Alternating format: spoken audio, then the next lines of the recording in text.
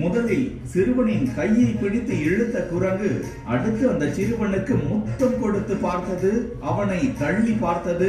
சிறுவன் அசைந்து கொடுப்பதாக இல்லை.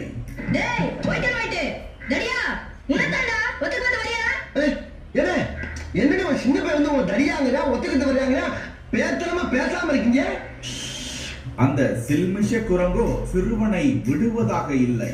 முன்பக்கமாக சென்று சிறுவனுக்கு இரண்டாவது முத்தம் கொடுத்து கையை பிடித்து இழுத்தது.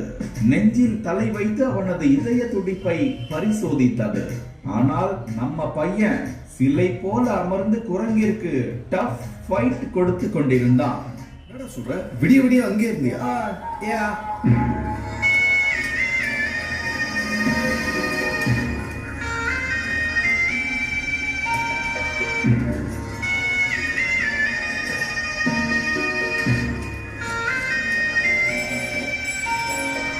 சுமார் 7 நிமிடங்கள் வரை